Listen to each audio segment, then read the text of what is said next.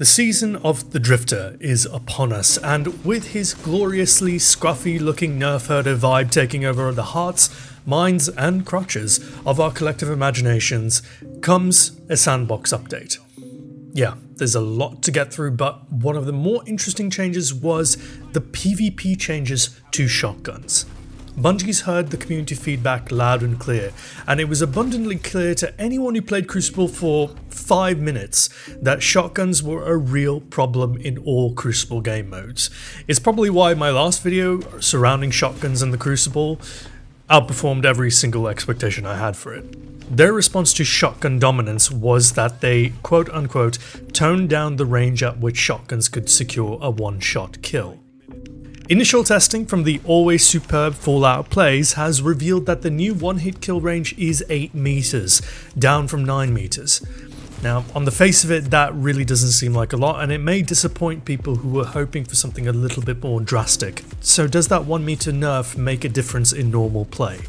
That was the burning question on my mind when I sat down to play some of the latest changes. Have Bungie done enough to curb the dominance of shotguns? And should we be worried about how it's going to affect the meta moving forward? That's what this video is about. My name is Ascendant Nomad, and I'm your Crucible Doctor.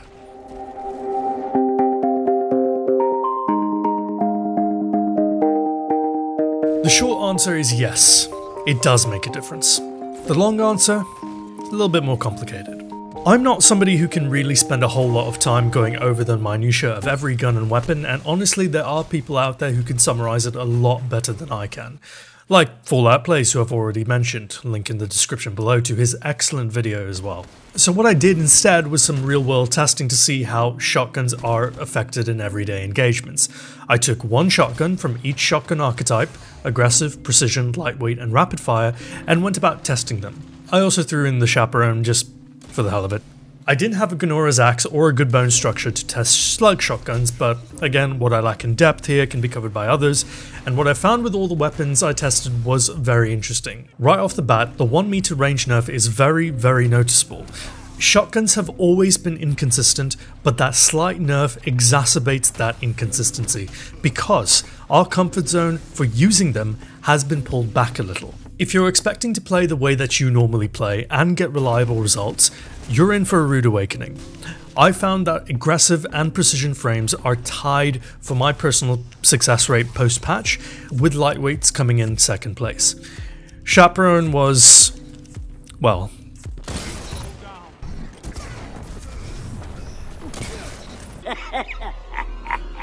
rapid fires were straight up horrible to use, because before the patch, you could make up for the lack of range with the intrinsic full auto perk as long as your first shot did more than 100 damage. Just hold down the fire button and watch them melt. This worked because full auto effectively doubled the rate of fire of your shotgun. Now with the patch out, it only boosts your fire rate by 10%. So couple that with the range nerf, and now you have a slow, under-range shotgun that just simply doesn't kill people with any consistency outside of point-blank ranges. The range nerf is by no means a death knell for shotguns. For most of my play session, I wasn't attempting to do much differently, and I was still doing enough to do work with them. They are still very viable, and if you don't adjust your playstyle at all whilst using one, you'll just have to factor in a bit of pacing for a follow-up shot with your other weapon in order to secure the kill. That said, my stats were significantly lower. I lost confidence in my aggressive playstyle. I felt the urge to switch back to my more natural sniper playstyle constantly. I felt like this was it for shotguns, and I was taking very few positive moments away from my experience with them. And then my brain kicked in. There was a bloody range nerf, you dingus, get closer. Once I did that, I started getting kills again instead of tags for 150. I started finishing people again. I was getting my 30 kill games like normal. But I noticed that this all came at a cost. See, if before the general shotgun usage range before the patch was 6 to 9 meters, now it's definitely 5 to 8 meters. And that's really close. Close enough for you to feel very naked when pushing in for a kill.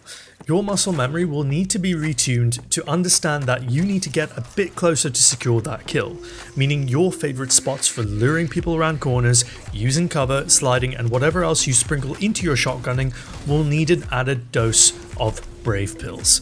Shotguns were always high risk, high reward weapons to main. The nature of the weapon necessitates an aggressive mentality. But with the range nerf, the risk goes higher whilst the reward stays the same. And that leads to a conundrum for many. Do you gamble with that added risk, or do you look at alternatives? They're still extremely lethal, just only up to a certain point, a point which most players may start to feel uncomfortable with. Because of this, the nerf now allows for serious arguments to be made to run SMGs, fusions, and sidearms in your loadouts over shotguns. There definitely seems to be an active effort this season by Bungie to promote SMG usage, especially with the pinnacle weapon being the rather ridiculously lethal Recluse SMG.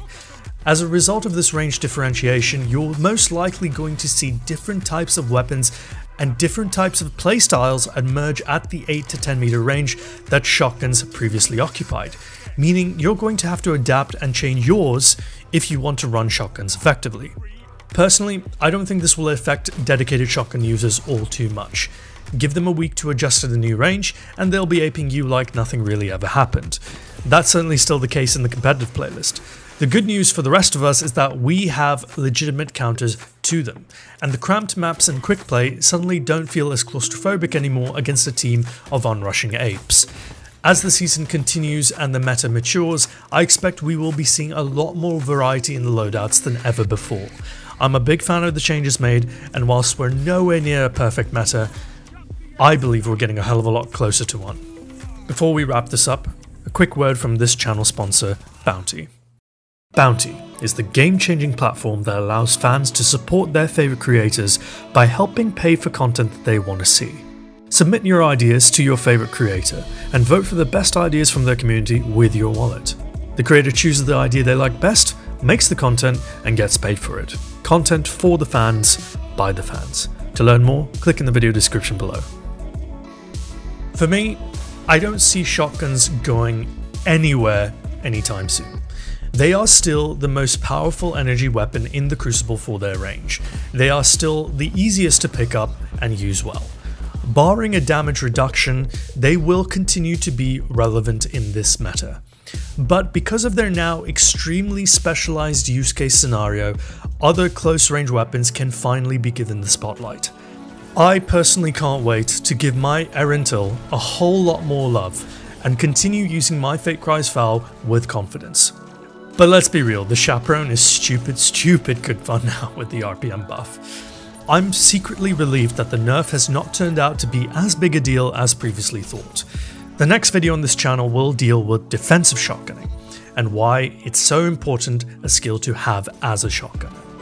Until then, thank you so much for watching. Be sure to hit the like button, subscribe to the channel, and ring the bell to join the notification squad.